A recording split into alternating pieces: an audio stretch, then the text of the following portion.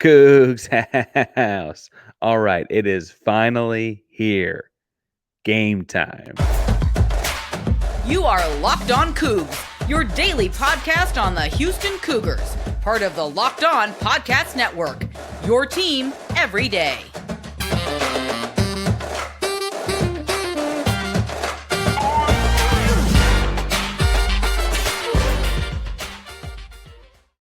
Welcome to Locked On Cougs, the daily podcast about your Houston Cougars. I am your host, Houston-born teacher and coach, Parker Ainsworth, to break down all things Cougs. If you're a U of H fan or just a hater can't stop by, please be sure to hit subscribe down below. That way you can lay some of the Cougs into your newsfeed each and every day. We appreciate you making Locked On Cougs your first listen of the day. And if you found us on YouTube, welcome back to the YouTube channel. It's good to see you again. Remember, doing a giveaway every 1,500 subscribers. We're giving away the Locked On Cougs hat with the Cougar paw and Locked On the side. So make sure you subscribe. I will be giving that to someone who's liking and commenting on the videos when we get there. We are almost to 1,500 though, so make sure we hit it as we get there. If after talking about all things UTSA and Houston for the weekend, you're not quite sure where to begin or don't know what to say. The other day we asked you about muffins and cupcakes. So today, most of you guys said a muffin is not a cupcake. So does that make it a scone? Tell us below. All right. So this is a Friday episode where we kind of last look at a couple different key matchups here before we go into the big game. If you're here for uniform talk, I've got my light blue on. The Houston Cougars will be wearing their Houston Oilers powder blues on Saturday. We've got a whole bonus episode. So when you get done here, go check that out for your second listen in the other side of the feed. It's on all the audio and video feeds, but the video feed has pictures of the uniform as well. This is going to be all about getting ready for the game on the field itself. The first thing we're talking about is the coaching matchup. I think that's a really intriguing one for a number of reasons. The second one is going to be kind of who covers up a couple of these UTSA talented offensive guys. UTSA likes to score a lot of points. And then on the flip side, I don't think in the third segment, I'll explain why I don't think they've got people to cover our people. But let's jump in with the coaching matchup because that's up to them to decide who covers who anyway. We should probably mention who Jeff Traylor is. Jeff Traylor is the head coach at UTSA.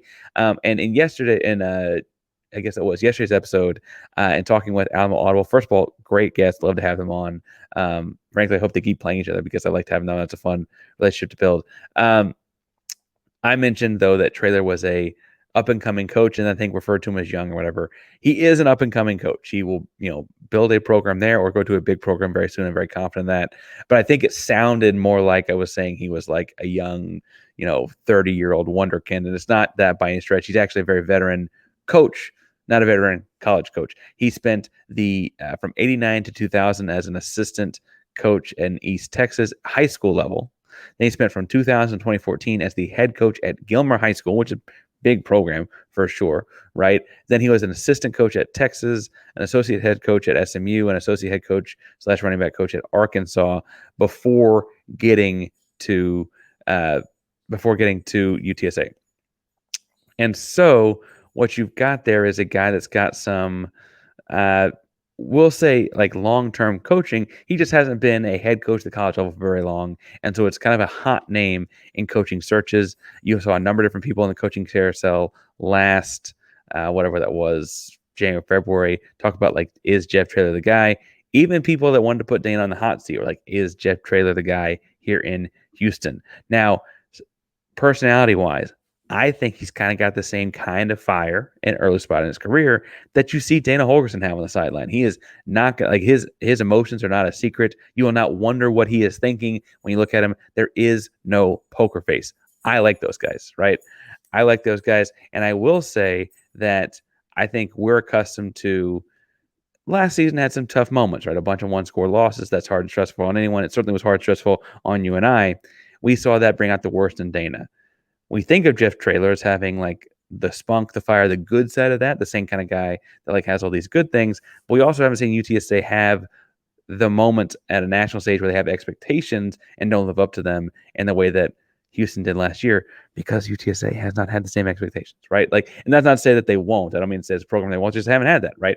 Houston came off a 12-2 year the year before, and then last year was expecting to do really, really good. And so then when they only went kind of mediocre 8-5, it's like, what's going on here? And people are upset. Right? If UTSA would have that, I imagine Jeff Traylor would actually have a very similar reaction on the sidelines and press conferences, etc., as Dana. I also think it's worth pointing out that when Dana isn't under all of that, or when things are going right, that same passion and mojo is what we love about Dana, right? The screw Texas A&M, we don't want them anyway attitude, which we talked about a couple episodes ago, right? That's the same fiery guy that says shut up to the fans or whatever when they're booing him, right? Those are the same person. You can't get one without the other because that's all the same attitude. And you can't love one side of that without the other because that's the same attitude, right? And Traylor's got it too. And I say that to say that in this coaching matchup, I think it's not quite a mirror. They do different stuff schematically. We'll talk about quickly in a second, but they are a lot alike in that way. And that's why I think this is a fun matchup to see, because every single flag, every single play, every single whistle, every single play call, you could just have a camera on both coaches and one of them will be flipping out, right? Now, schematically, that's where they're a lot different. UTSA is a lot more three wide with a giant tight end. And when I say giant tight end, I mean Oscar Cardenas is 6'4", 275. For reference, their starting center is 6'2", 295, right? This guy's a giant. He's an offensive lineman that moves around the field a lot.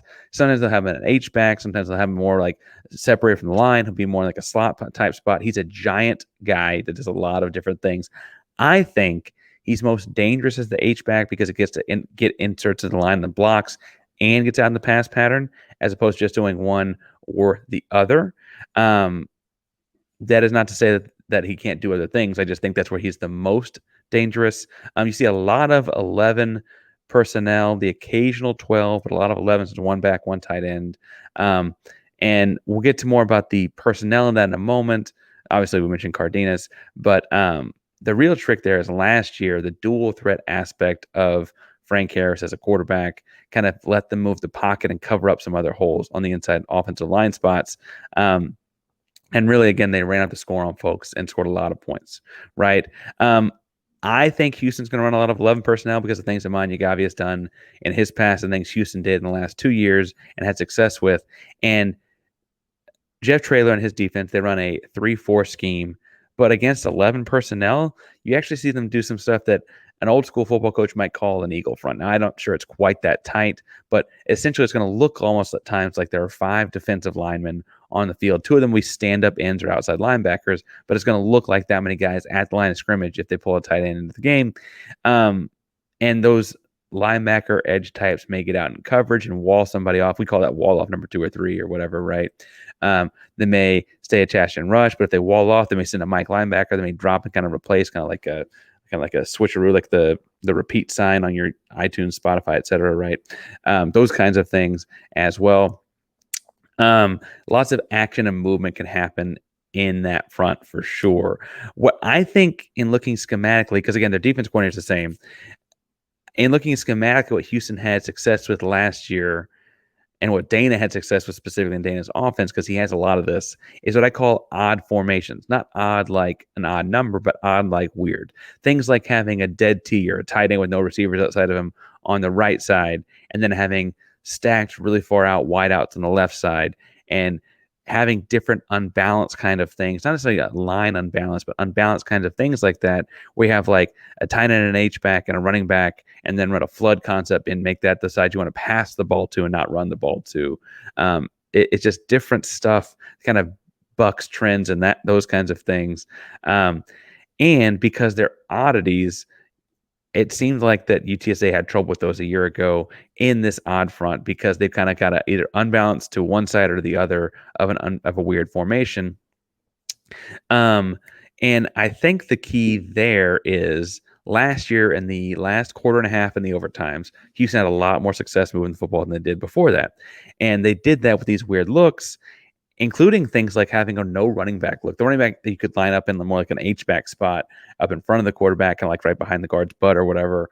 But in those instances, you have more traditional RPO type options where it's a pre-snap read in the RPO. It's not a mid-snap read, but a pre-snap read in the RPO. And you say, okay, if they adjust to that side of the formation, we're doing this thing on the right. If they adjust the right side of the formation, we're going to do this thing on the left. It's just a pre-snap kind of read. Makes it really simple for a quarterback, especially a guy in this first year in the system like Donovan. Now, Donovan's a very talented quarterback. I don't think it has to be simple, but it's also his first year, right? the thing I think that makes this stick out the most is we all remember Joseph Manjak's big catch, Sports Center top 10 play for so long, and it was one of the best catches in college football last year. And it big play tied up the football game at the time, right?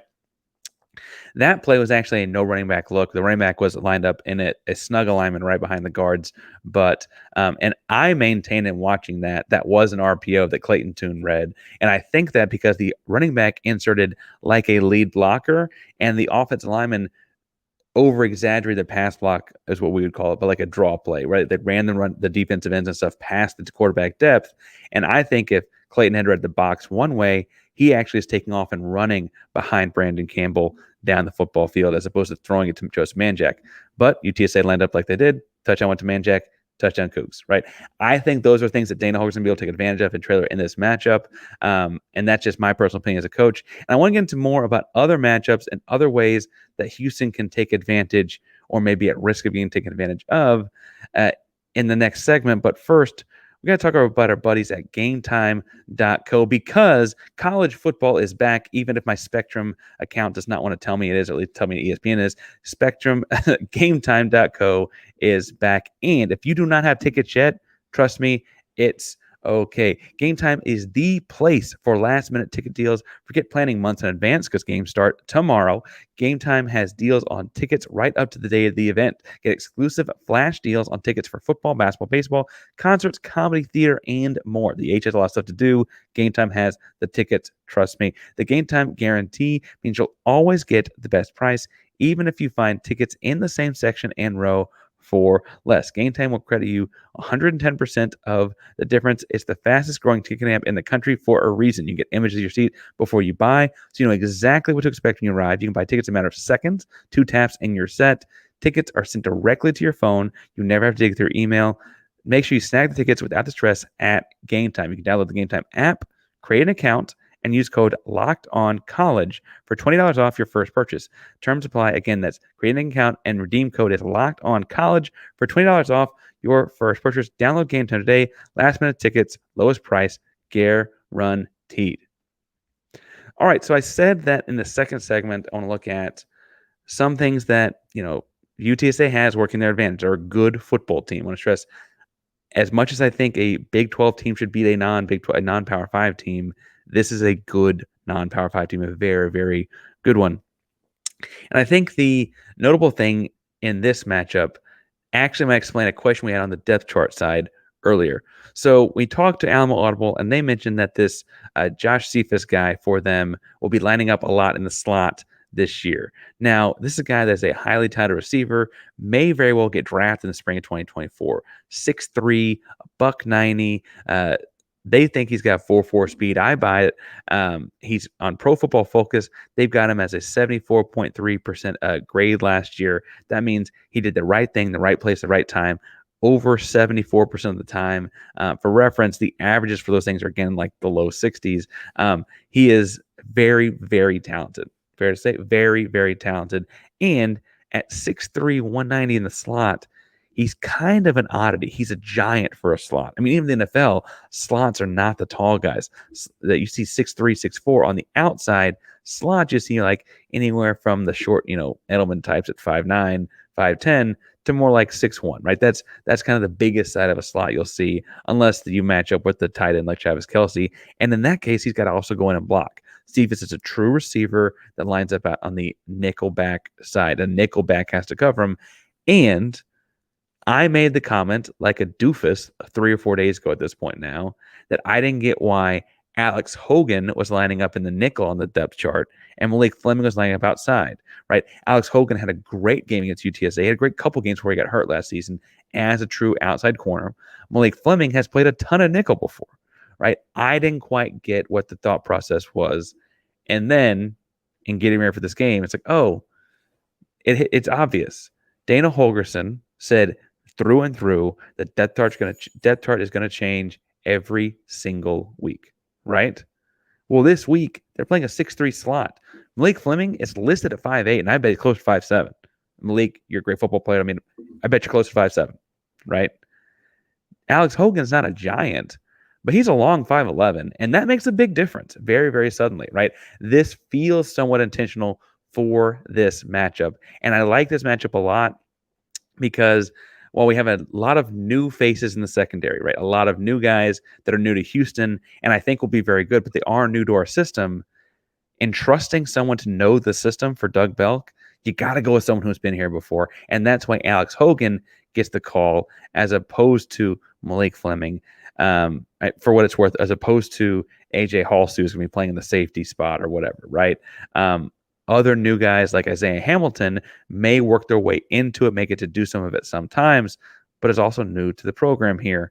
Jalen Emery, I guess, a returner, but a little bit less experience, right? And so putting Alex Hogan in that spot to cover up Cephas, why didn't I think of that a couple of days ago? Oh, I was still working on building my scouting report here on UTSA. Makes a lot of sense. I could see why that's the move.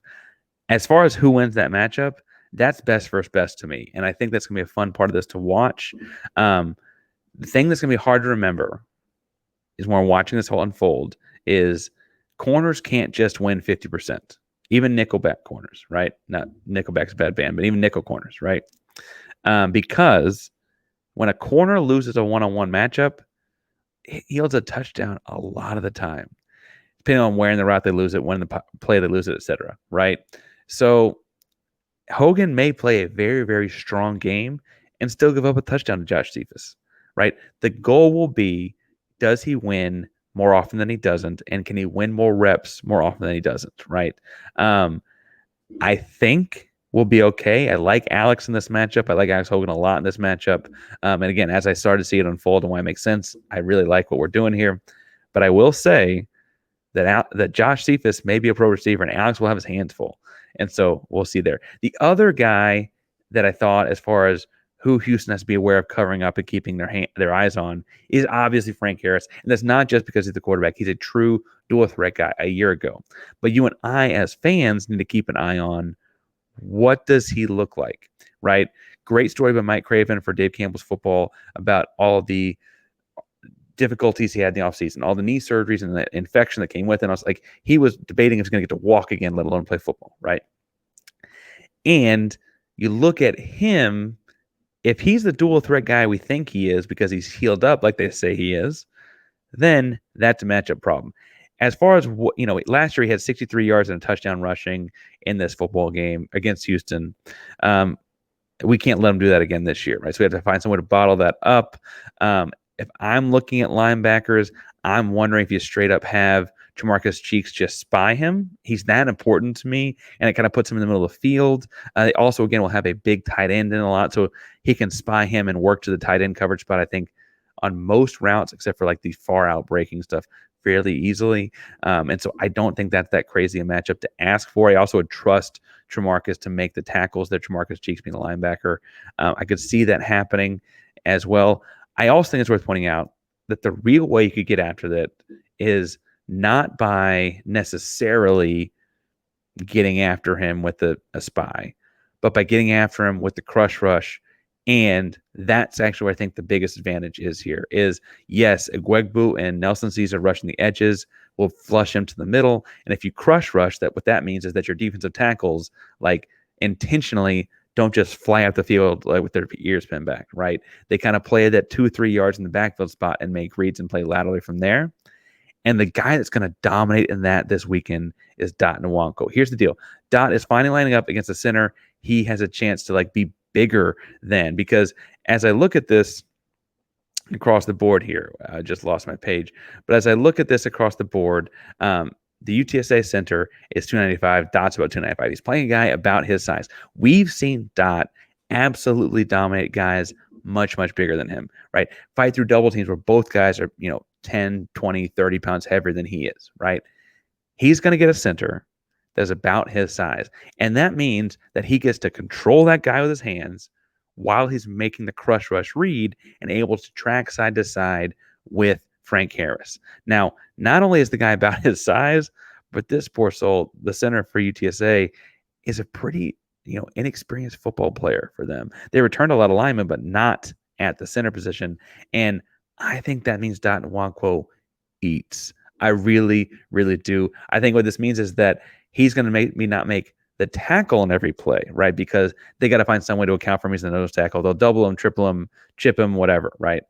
But he can make the play without making the tackle quite often. So if you see UTSA look frustrated in the run game, if you see Frank Harris have nowhere to rush and throw the bad ball or throw the ball in the dirt or run around like his head cut off or whatever, right? If you see those things happening, even if Nwanko is not getting the stat on it, pay attention.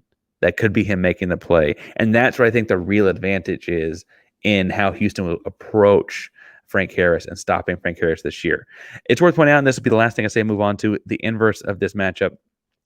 But the Alamo Audible people also said that they could see with the new offensive coordinator, who's been in the system there for a while, but is new with the offensive coordinator spot. If Frank Harris is not healthy, they may straight up run the ball more, just with the running back, traditional run the ball more. I think that helps Houston as well. I think Houston's ready to play that run game as well as it gets, as good as it gets, as they'll see this year, right? I think they'll be fine. Now, in the third segment, I said I want to talk about kind of the inverse of this matchup. Now, who do they have that can match up with our guys, right? They got to cover us too. As I like to say, I'm an offensive-minded football coach. So when I say things like they got to cover us too, I'm like, we can win 54-49. Like, that's okay. We still won the football game, right? I will point out UTSA, as good as they were last year, did have high scoring affairs. They were not a strong defensive football team by any stretch of the imagination last year, right? They look like they're going to have Nick Roy Fortune. I think I'm pronouncing that right. Nick Roy Fortune covering up Matthew Golden. He's like their top end corner, and Matthew Golden is our top end receiver. And I don't know that he'll track him side to side of the field and so on. But it does look like he may very well end up being their top end corner at UTSA. He's 6 foot, $190. And frankly, I don't mean this pejoratively to Mr. Fortune if his folks are listening to this. He's going to need safety or the top help. He's going to need help with Matthew Golden. Matthew Golden, frankly, in his first ever college football game last year, had a great game against this secondary as they were trying to cover up Tank Dell. They lost some of their talent. I thought what they did with last year with Tank Dell was fascinating in that Tank Dell had his 2 touchdowns, but really didn't do a whole lot else, right? And if Matthew Golden scores 2 touchdowns and doesn't do a whole lot else, but Joseph Manjack does, I'm okay. I don't mean to say that, right? But I don't think they've got the dogs to do that this year. And we saw them have trouble with Matthew Golden last year. Now, what I anticipate happening with Matthew Golden is as he's drawing more eyes, he might not get the 6, 7, 8 catches. He gets the 4, 5 catches, the 3, 4 catches, etc. But they're impactful moments where Dana draws something up, dials something up for him to get the rock, right? The other part of this is a lot like we talk about Nwanko winning the match or making the play without making the tackle. There'll be times where the eyes on Matthew Golden open up things like Joseph Manjack. The eyes on Matt Golden open up, Josh Cobbs, right? The eyes on Matthew Golden open up Boogie Johnson or something. And let me tell you this much right now. I don't think there's any, we talk about open up Boogie Johnson. I don't know that there's anyone in that UTSA secondary with his kind of speed. Now, Sam Brown and Joseph Manjack do other things very, very well. But I bet if we just line up and ran a foot race right now with Boogie Johnson, he's as fast or faster as anyone on the football team, right? He is Juwan Gasson might be my next pick, right? Boogie Johnson's stupid fast and great feet, and he gets in and out of his cuts without slowing down a whole lot, right? And so as a second, he's on the second team on the depth chart, but we know that receivers rotate a lot in Dana Holgorsen's offense. I could see him getting some real burn here because just athletically, he's a hard matchup for the UTSA secondary. And if you're going to put Nick Troy Fortune on Matthew Golden, that leaves even, further down the depth chart lineup athletes for Boogie Johnson. So I think that's going to work out that way. I also think as you look at Manjack is a big, strong, imposing receiver. I think the way they do this schematic thing, this is not a personnel thing, but a schematic thing where in a tight end set, they line up the linebackers, the outside linebackers, very close to the line of scrimmage quite often, or they did last year's game anyway when Houston did that. I think that presents problems getting uncovering Manjack, and not just because he had such a great touchdown catch last year, right? So I think that's going to be interesting to see how that works out as well. I could see that being a positive for Houston. Last but not least, I'm going to put the entire defense as a matchup against Donovan Smith. And I think this is where Houston ultimately has a giant advantage because while they might not have had it on their scouting report going into the game last year, very quickly, when Houston started going into what I'm calling a pre-snap RPO, where they got Clayton Tune out and moving in that football game, they didn't have an answer for it in San Antonio, right? San Antonio, UTSA did not have any answer for having Clayton Tune run around. And I feel like even more so, they didn't have an answer because it adds one extra layer, right? You're trying to cover up this, you're trying to cover up that, you're trying to have extra safety over the top of this. And you got to remember, they have 11 guys, we have 11 guys, but most defensive principles are built on this idea that, the quarterback's going to be stationary and those 5 offensive linemen aren't moving. Well, the 5 offensive linemen are getting out and whatever it's got a block. But suddenly, if Tune is out moving, if Tune was out moving around, they had problems with him. So with Donovan Smith doing that, I'm not trying to limit him and make him just a runner. I don't think that's fair to how well he throws an out route. But I do think it's something he does that this particular opponent can't do much about. And as I see that happening, what I imagine you see is a lot of, we talk about the opening segment, tight end on the right, 3 receivers left, so it's what we call a dead T. There's no receiver outside the tight end. And the play call is as simple as pre-snap read. How do they line? Where's the safety lined over the top? And if the safety's on the right side, we'll throw some pass pattern to the left side.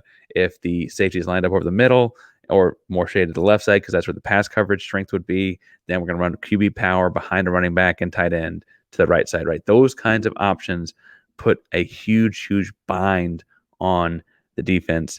And frankly, it comes down to having really, really great athletes. Will there be those kinds of athletes in the Big 12? I think so. Will they be there this Saturday? I'm taking our guys for sure. Now, as far as a prediction goes, I think this will be a high-scoring affair. And so, I'm sorry for the defense folks out there. I'm thinking Houston wins by 2 scores.